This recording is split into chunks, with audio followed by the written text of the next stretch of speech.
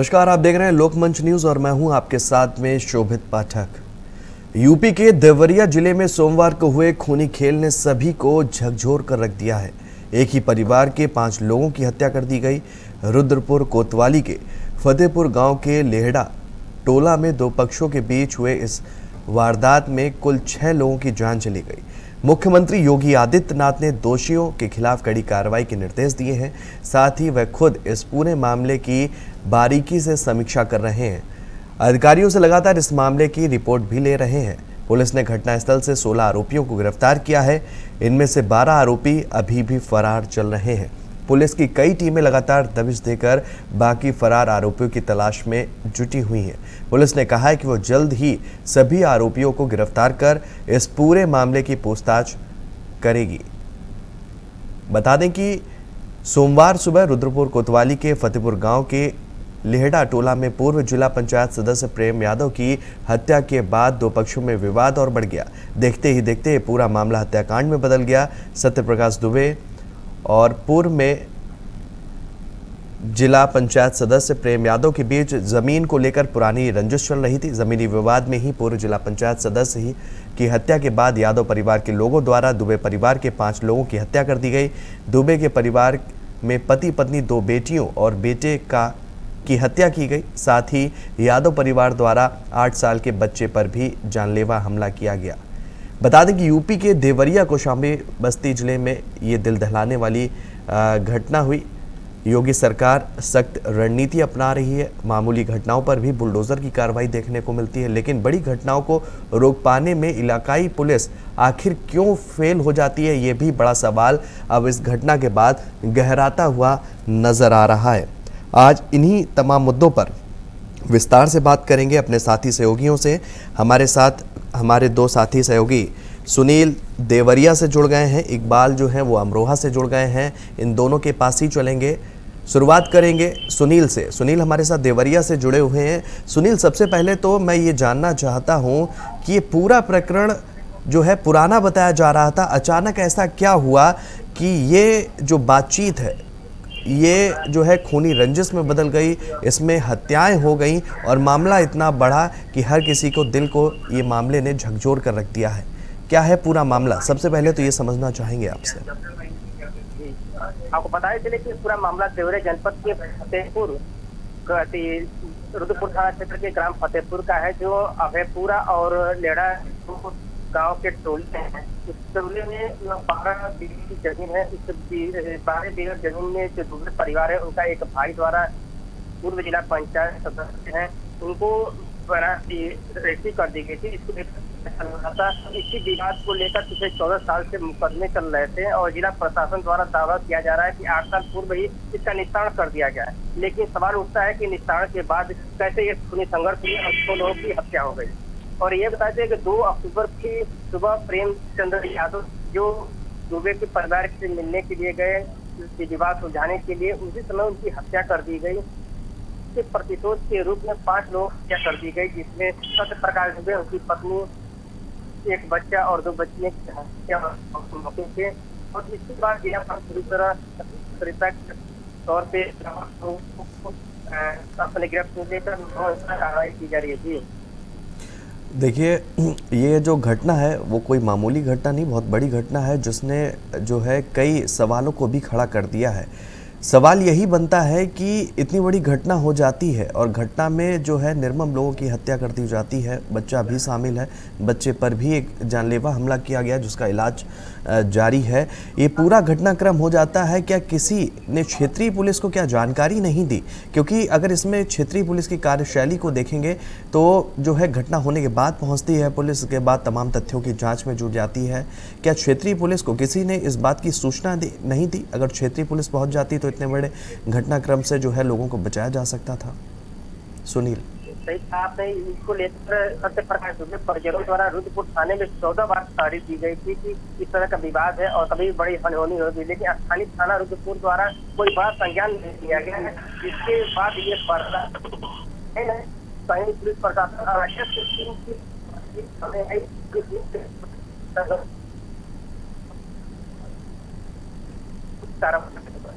उनकी कार्रवाई और ये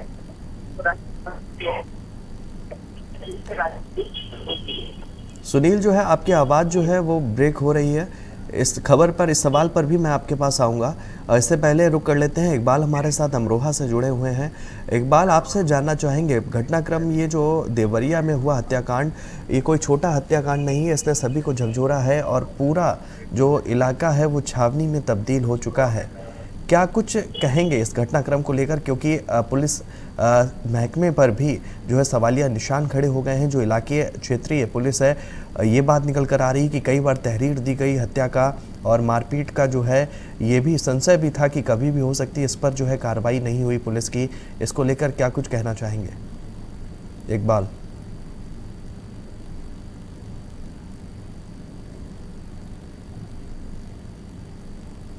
इकबाल, मेरी आवाज़ आप तक आ रही है?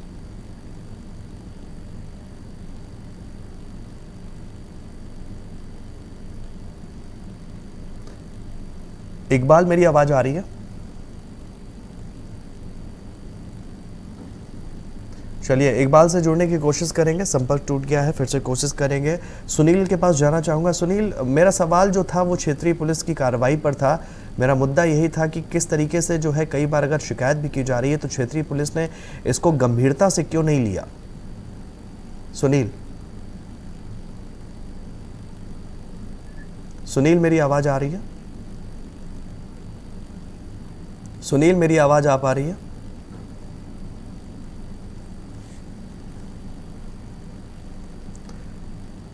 दोनों ही संवाददाताओं से हम फिर से जुड़ने की कोशिश करेंगे। उससे पहले आपको बता दें कि देवरिया जिले में सोमवार को हुए खूनी खेल ने सभी को जो है झकझोर कर रख दिया है। बता दें कि एक ही परिवार के 5 लोगों की हत्या कर दी गई। रुद्रपुर कोतवाली के फतेहपुर गांव के लेहड़ा टोला में 2 पक्षों के बीच हुए इस वारदात में कुल 6 लोगों की जान चली गई थी। मुख्यमंत्री योगी आदित्यनाथ ने दोषियों के खिलाफ कड़ी कार्रवाई के निर्देश दिए थे।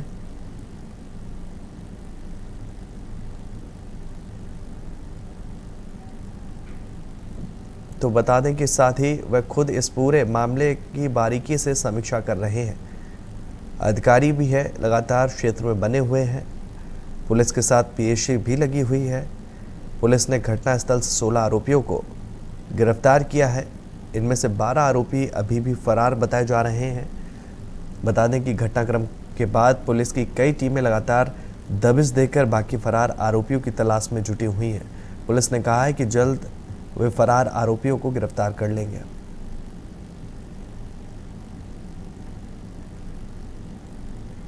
तो इसी खबर पर फिर से हमारे साथी सहयोगी हमारे साथ जुड़ गए हैं। सुनील के पास जाना चाहूँगा। सुनील, मेरा सवाल यही था कि जो क्षेत्रीय पुलिस है, जैसा कि आपने भी कहा कि कई बार जो है मामले को लेकर शिकायत दर्ज की गई पीड़ित परिवार की तरफ से कि कभी भी हमला हो सकता है, कभी भी इस तरीके की जो आरोपियों की मंशा है वो कभी भी साकार कर सकते हैं। क्षेत्रीय पुलिस की कार्रवाई को लेकर भी तमाम सवाल खड़े हो गए हैं। क्या कुछ कहेंगे इसको लेकर सुनील?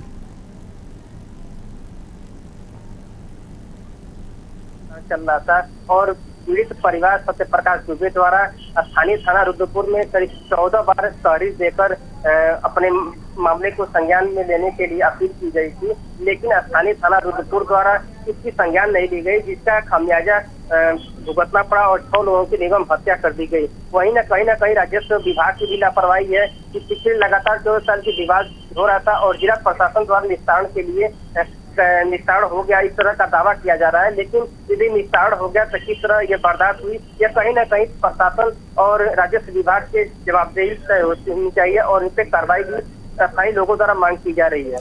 बिल्कुल, इकबाल हमारे साथ जुड़े हुए हैं। इकबाल के पास चलेंगे। इकबाल, देखिए, इतनी बड़ी घटना हो जाती है। अब जब इतनी बड़ी घटना हो जाती है तो पुलिस महकमे में हड़कंप मच जाता है, क्षेत्र में हड़कंप मच जाता है और अब बड़ी कार्रवाई करने की बात कही जा रही है। अगर ये कार्रवाई पहले हो जाती तो शायद इतनी बड़ी अनहोनी ना हो पाती। क्या कुछ कहेंगे इसको लेकर इकबाल? जी बिल्कुल, मैं आपको बता दूं कि जब कहीं पर भी कोई भी बड़ा क्राइम हो जाता है, बड़ा क्राइम होने के बाद में सारे ही आला अधिकारी और पुलिस, सारे थाने की फोर्स मौका वारदात पर पहुंचती है और मौका वारदात पर पहुंचने के बाद पुलिस के आला अधिकारी केवल एक ही बात कहते हैं कि इसके ऊपर टीमें गठित कर दी गई है और टीमें गठित करके हम इसकी जांच करेंगे और जांच करके इनके खिलाफ कड़ी कार्रवाई की जाएगी। लेकिन यहाँ कि पुलिस प्रशासन, उत्तर प्रदेश के योगी आदित्यनाथ ने पुलिस प्रशासन को पूरी पावर दी हुई है। पूरा क्राइम जो है कंट्रोल में करने की बात योगी आदित्यनाथ करते हैं। तो क्या पुलिस प्रशासन का खौफ जो है वो बदमाशों पर और माफियाओं पर बिल्कुल उत्तर प्रदेश में खत्म होता हुआ दिखाई देता है? क्योंकि किसी भी ना तो चोरी की घटनाएं कम हुई है, ना लूट की घटनाएं कम हुई है, ना मर्डर की घटनाएं कम हुई है, ना बलात्कार की घटनाएं कम हुई है। इस तरह के क्राइम बराबर बढ़ते जा रहे हैं। और वहीं पर पुलिस जो है पूरी क्राइम कंट्रोल की बात करती है कि क्राइम कंट्रोल में है, लेकिन क्राइम कंट्रोल कभी भी दिखाई नहीं देता। जनपद अमरोहा की बात की जाए तो जनपद अमरोहा में भी चोरी, लूट, मर्डर बराबर ऐसी घटनाएं। और एक तरफ उत्तर प्रदेश के योगी आदित्यनाथ ने ये ऐलान किया है, ये दावा है कि उत्तर प्रदेश में महिलाएं पूरी तरीके से सुरक्षित है, लेकिन यहाँ खुलेआम दिखाई देता है कि महिलाओं के साथ भी मारपीट और बदतमीजियां खुलेआम की जा रही है। तो लगातार पुलिस का इकबाल जो है, पुलिस का खौफ माफियाओं पर, गुंडा माफियाओं पर खत्म होता दिखाई दे रहा है। जी बिल्कुल, सुनील के पास चलना चाहेंगे। सुनील, देखिए कि इस पूरे मामले की अगर बात करते हैं तो अब तक करीब 16 लोगों की गिरफ्तारी की बात कही जा रही है और अभी भी लगभग 12 लोग फरार बताए जा रहे हैं। इस पूरी घटना के बाद जो है क्षेत्रीय जो प्रशासन है उसका क्या कुछ कहना है? सुनील, इस बारे में आपको बताया चलिए कि करीब 27 लोगों के नामजद और 50 लोगों की अज्ञात में मुकदमा दर्ज कर 6 टीमें गठित कर दी गई है। जो आरोपी है उनकी गिरफ्तारी करने के लगातार पुलिस द्वारा दबिश दी जा रही है। लेकिन वहीं घूम फिर के सवाल उठता है कि जिला प्रशासन जिस तरह मुस्तैदी दिखा दे रहा है वो पूर्व दिखाई देती है, इस तरह की घटनाएं नहीं आती है। और वहीं बात करें कि मौके पे इस तरह की हत्या होने के बाद राजस्व टीम सक्रिय हो गई है। मुख्यमंत्री, आपको बता दें कि पूर्व में ही मुख्यमंत्री घटना का बाद संज्ञान लिए हैं और अभी कल की घटना पे जो 8 वर्षीय बच्चे है, सत्यप्रकाश दुबे का लड़का है जो होता है, उसकी जाकर मुख्यमंत्री द्वारा जाकर मेडिकल कॉलेज में देखा भी गया और वहाँ भी अधिकारियों को निर्देश किया गया। और देवरिया जिले में राजस्व टीम कई टीमें गठित कर और जो दीवारी जमीन है उसकी लगातार पैमाइश की जा रही है। और जो पूर्व जिला पंचायत सदस्य रहे प्रेमचंद्र यादव की जो बताया जा रहा है राजस्व विभाग द्वारा जो अधिकारी को सूचना मिल रही है कि ये खलियान की भूमि में बनी हुई है, उससे बुलडोजर चलाने की तैयारी चल रही है जिला प्रशासन द्वारा। और कुछ दूरी पर बताया जा रहा है कि बुलडोजर पूरी तरह तैयार है और कहीं न कहीं इससे बड़ी कार्रवाई की जा सकती है। जी बिल्कुल। इकबाल, देखिए अमरोहा से आप हैं हमारे साथ में। अमरोहा की अगर बात कर लेते हैं तो अमरोहा में भी क्राइम की अगर बात करते हैं तो आए दिन खबरें निकलकर सामने आती हैं। हत्या की खबरों में आता है, चोरी की बात आती है, जैसा कि आपने जिक्र किया है, छेड़खानी की भी खबरें हमारे पास निकल कर आती हैं। अगर क्राइम रेट की बात करेंगे तो थोड़ा बहुत ज़रूर कम हुआ है, लेकिन ज़्यादा अंतर देखने को फिलहाल नहीं मिल रहा है। जिम्मेदार अधिकारी हमेशा इसी बात को कहते हुए नजर आते हैं कि ज़रूरी कार्रवाई की जाएगी, पुलिसिया सिस्टम में सुधार किया जाएगा, लेकिन सुधार फिलहाल नाकाफ़ी नज़र आ रहा है। देखने को मिल रहा है कि देवरिया कांड में जिस तरीके से हत्याकांड हुआ है, ऐसा ही हत्याकांड कुछ समय पहले बिकरू में भी देखा गया था। वहाँ पर भी विकास दुबे नाम के व्यक्ति ने जो है ताबड़तोड़ पुलिस पर हमला कर 7 लोगों को मौत के घाट उतार दिया था। तो ऐसा ही एक नज़ारा फिर से देवरिया में देखने को मिल रहा है। अमरोहा की बात करेंगे तो पुलिसिया विभाग कितना मुस्तैद इन घटनाओं के प्रति फिलहाल नज़र आ रहा है। इकबाल, इकबाल मेरी आवाज़ आ रही है अब तक?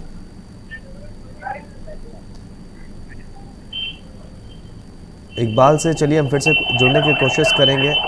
इकबाल से हमारा संपर्क नहीं हो पा रहा है। सुनील हमारे साथ लगातार देवरिया से जुड़े हैं, पल पल की अपडेट जो देवरिया हत्याकांड हुआ है उसकी हम तक पहुंचा रहे हैं। सुनील, आपके पास जाना चाहेंगे। देखिए इतनी बड़ी वारदात होती है और वारदात जब होती है तो करीब 200 से 250 लोगों की तादाद बताई जा रही है जिन्होंने इस घटना को अंजाम दिया। तो क्या अपराधियों की पहले से ही इस तरह की मंशा थी कि जो है जो व्यक्ति हैं उनके घर पे जाएंगे, दूसरे पक्ष के घर पे जाएंगे, बातचीत करेंगे और बातचीत नहीं बनती है तो इतनी तादाद में लोग इकट्ठा हो जाते हैं और एक साथ हमला करके करीब 6 लोगों को मौत के घाट उतार देते हैं? क्या जो शुरुआती जाँच है उसमें क्या कुछ बड़ी बातें निकल कर सामने आई हैं? सुनील, इस तरह बता दें कि 2 अक्टूबर की घटना सुबह प्रेमचंद्र यादव के परिजनों द्वारा बताया जाता है कि उनके प्रेमचंद्र के मोबाइल से फोन आया सुबह करीब 6 साढ़े 6 बज रहे होंगे। प्रेमचंद्र द्वारा सत्यप्रकाश दुबे जो उनके लेड़ा के फतेहपुर गांव में लेड़ा टोला है वहां पे जाते हैं और जाने के बाद परिजनों से सत्य प्रकाश दुबे से वार्ता करते हैं और वार्ता क्या कारण रहा कि विफल हो जाती है और विवाद इतना बढ़ जाता है कि वही प्रेमचंद की हत्या हो जाती है, जिसके बाद उनको भीड़ द्वारा अभयपुरा टोला के लोगों को जानकारी मिलती है और बड़ी संख्या में पूरे सत्य प्रकाश दुबे के चारों ओर से हथियार लेकर पूरे चारों ओर से घेर लेते हैं और एक के बाद 5 लोगों की वहां पर और हत्या हो जाती है, जिसकी सूचना करीब 8 बजे जिला प्रशासन को पुलिस को मिलती है और वहाँ पे मौके पे पहुंचते हैं। जो सत्य प्रकाश दुबे का सबसे छोटा बेटा है जो इसे मेडिकल कॉलेज में गंभीर स्थिति में भर्ती है, उसी की जान बची है, बाकी सभी लोग वहाँ पे मौके पे मौत हो जाती है। लेकिन सबसे बड़ा सवाल उठता है कि जिस तरह प्रशासन द्वारा संज्ञान हत्या होने के बाद लिया गया है, आखिर क्या कारण रहा कि 14 साल से विवाद होते हुए सुलझाया नहीं गया और इसको लेकर सबसे बड़ी सवाल राजस्व विभाग की है और साथ ही स्थानीय पुलिस द्वारा जिस तरह कार्रवाई की गई है वो भी प्रश्न चिन्ह है। वहीं आपको बताया चले कि देवरिया में 1 अक्टूबर को भी दिल दहला देने वाली घटना हुई, जो जमीनी विवाद को सदर कोतवाली थाना क्षेत्र के लेहड़ा में 4 लोगों की फायरिंग हुई और 2 गाड़ियां 4 व्हीलर गाड़ियां फूंक दी गई और कई गाड़ी क्षतिग्रस्त कर दी गई।